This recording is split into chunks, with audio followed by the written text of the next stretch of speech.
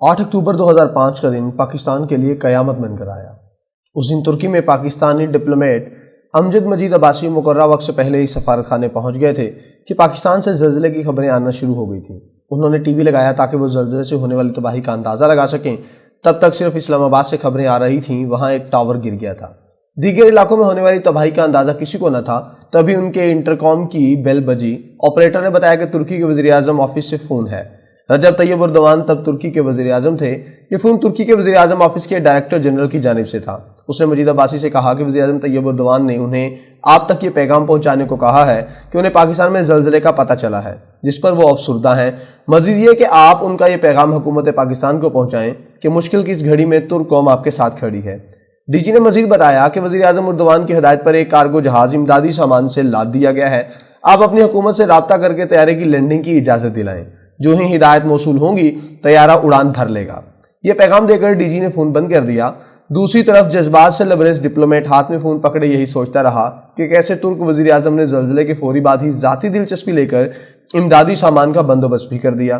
ابھی تو خود پاکستانیوں کو اندازہ نہ تھا کہ زلزلے نے کیا تباہی مچائی تھی، اور یہاں ایک برادر اسلامی ملک نے امدادی سامان کا جہاز بھی تیار کر دیا تھا۔ ترکوں کا اس گھڑی بھیجا گیا یہ پیغام ایک غیر معمولی بات تھی جسے وہ ڈپلومیٹ پوری عمر نہ بھلا سکا۔ اس ڈپلومیٹ نے وزیر اعظم طیب اردوان کا یہ پیغام اپنے سفیر کو دیا۔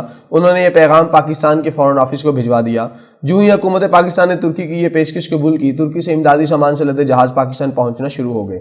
ایک کے بعد دوسرا جہاز سامان سے بھرا پاکستان کی طرف اڑ رہا تھا۔ صرف سامان نہیں بلکہ جیولوجیکل انجینئرز اور ڈاکٹروں کی امدادی ٹیمیں بھی ساتھ بھیجی گئیں۔ ترکش ڈاکٹروں نے یہاں فوراً فیلڈ ہسپتال کھول کر زخمیوں کا علاج شروع کر دیا، اور انجینئرز نے امدادی سرگرمیوں کا آغاز کیا تاکہ ملبے میں پھنسے لوگوں کو بچایا جا سکے۔ ادھر انقرہ میں ہزاروں ترکوں نے پاکستانی ایمبیسی کا رخ کر لیا تاکہ وہ پاکستانیوں کے ساتھ مشکل کی اس گھڑی میں یکجہتی کا اظہار کر سکیں۔ جو زلزلے سے ہونے والی تباہی کی تفصیلات سامنے آ رہی تھی، ترکی میں غم اور دکھ کی کیفیت بڑھ رہی تھی۔ ترکی میں پاکستانی سفارت خانے کا رخ کرنے والوں میں سکولوں کے بچے بھی شامل تھے۔ وہ بھی گہرے افسوس کا اظہار کر رہے تھے۔ وہ بتا رہے تھے کہ انہیں پتہ ہے جب ترکی میں خلافت ختم ہوئی تھی تو ہندوستان کے مسلمانوں نے ان کی بہت مدد کی تھی، لہٰذا آج دکھ کی گھڑی میں وہ پاکستان کے مسلمانوں کے ساتھ کھڑے ہیں۔ اب وقت آ گیا ہے کہ وہ تحریک خلافت میں دکھائی گئی محبت کا جواب دیں۔ سفارت خانے آنے والے خالی ہاتھ نہیں تھے۔ وہ اپنے ساتھ کمبل، رضائیاں، گرم کپڑے، جیکٹس، کھانے پینے والی اشیاء اور دوائیوں کے پیکٹس اٹھائے ہوئے تھے۔ اہم بات یہ تھی کہ یہ سب چیزیں نئی تھیں، کوئی سیکنڈ ہینڈ یا استعمال شدہ چیز نہ تھی۔ جلدی پاکستانی سفارت خانہ ان امدادی اشیاء سے بھر گیا۔ پاکستانی سفارت خانے کے پاس اتنی زیادہ امدادی اشیاء کو پاکستان بھیجنے کے وسائل نہ تھے۔ اس پر ترکی کی ریڈ کراس تنظیم سے رابطہ کیا گیا۔ ترکش ریڈ کراس خود بھی امدادی سامان ٹرکوں میں بھر کر ایران کے راستے پاکستان بھیج رہی تھی۔ انہوں نے سفارت خانے سے سب وہ سامان اٹھایا اور ایک چیز ایران کے راستے پہنچا دی۔ ترکوں کا یہ جذبہ اور امداد صرف چند دنوں تک محدود نہ رہی، بلکہ یہ سلسلہ کئی ماہ تک جاری رہا۔ شاید ہی کوئی دن ایسا ہوگا جس دن ترکش عورتوں اور بچوں نے پاکستانی سفارت خانے کو وزٹ نہ کیا ہو۔ روزانہ سفارت خانے کا عملہ ان خوبصورت لیکن غمزدہ چہروں کا استقبال کرتا اور ان کے جذبات دیکھ کر جب وہ شام کو گھر لوٹتا تو ان کی اپنی آنکھیں سوجی ہوتی تھیں۔ ہر ترک کی آنکھ میں آنسو ہوتے تھے کہ پاکستان میں ہزاروں لوگ مارے گئے اور تباہی مچ گئی تھی۔ ہر آنکھ سے درد جھلک رہا تھا۔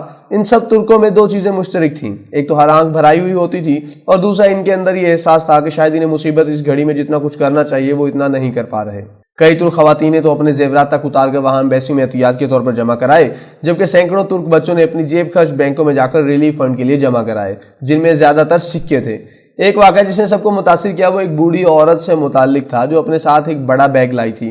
پاکستانی ایمبیسی کے افسران کے سامنے وہ بڑا بیگ کھولا گیا تو بچوں کے سویٹرز، اونی جرسیوں اور سکارف سے بھرا ہوا تھا جو اس نے خود اپنے ہاتھوں سے دن رات لگا کر بنائے تھے۔ اس دوران ایک دن افسوسناک خبر انقرہ پہنچی کہ ترکی کے وہ انجینئرز جو پاکستان میں ریلیف ورک کے لیے موجود تھے، ان میں سے 3 ورکرز کو خیمے میں بری طرح سے آگ لگ گئی جس سے وہ جل گئے تھے اور ان کی زندگیاں خطرے میں تھیں۔ ترک حکومت نے فوری طور پر اپنی ایئر ایمبولینس پاکستان بھیجی اور ان کو واپس لے جا کر ان کا علاج شروع کیا گیا۔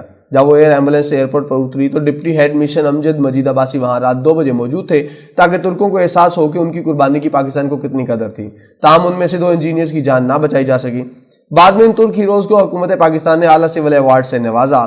انقرہ میں پاکستان حکومت کی ہدایت پر ریلیف فنڈ اکاؤنٹ کھولا گیا جس میں $40 لاکھ اکٹھے ہوئے، جبکہ استنبول میں اس سے بھی ڈبل ڈالرز اکٹھے ہوئے تھے۔ ترک خواتین نے اپنے زیورات تک اس فنڈ میں جمع کرائے اور کہا کہ وہ اس کے لیے اپنے زیورات جمع کرانے آئی ہیں کہ انہوں نے اپنے بزرگوں سے سنا اور پڑھا ہے کہ تحریک خلافت کے دنوں میں ہندوستان کی مسلمان عورتوں نے بھی ان کی مدد کے لیے اپنے زیورات تک اتار کر ترکی بھیجے تھے۔ ہم اس عظیم قرض کو لوٹانے کے لیے آج اپنے زیورات دینے آئی ہیں۔ کہ عورت کے لیے زیور سے زیادہ کوئی اہم چیز نہیں ہوتی۔ ترکوں کے گھروں اور بڑی عمارتوں کے باہر یکجہتی کے لیے پاکستانی جھنڈے اور بینر ہر طرف دیکھے جا سکتے تھے۔ ترکوں نے ایمبیسی جا کر تعزیت والی کتاب پر اپنے اتنے جذبات کا اظہار کیا کہ کتابیں کم پڑ گئیں۔ آج وہی ترک مشکل اور مصیبت میں ہے۔ ترکیہ غریب ملک نہیں، غیرت مند قوم ہے، وہ اپنا اور اپنے شہریوں کا خیال رکھ سکتا ہے، لیکن سوال یہ ہے کہ کیا ہم آج ان ترکوں کی وہ محبت لوٹا سکتے ہیں جو انہوں نے 2005 کے زلزلے کے دنوں میں دکھائی تھی؟ جیسے ترک 1922 میں ہندوستانی مسلمان عورتوں کے زیورات کو نہیں بھولے تھے، تو آج 2023 میں ہم پاکستانیوں کو بھی 2005 میں ان ترک خواتین کے جذبات کو نہیں بھولنا چاہیے، جنہوں نے پاکستانی سفارت خانے میں کھڑے ہو کر اپنے زیورات گلے سے اتار کر یہ کہتے ہوئے جمع کرائے تھے کہ ہم سب اپنے 80-90 سالہ پرانے قرض لوٹانے آئی ہیں۔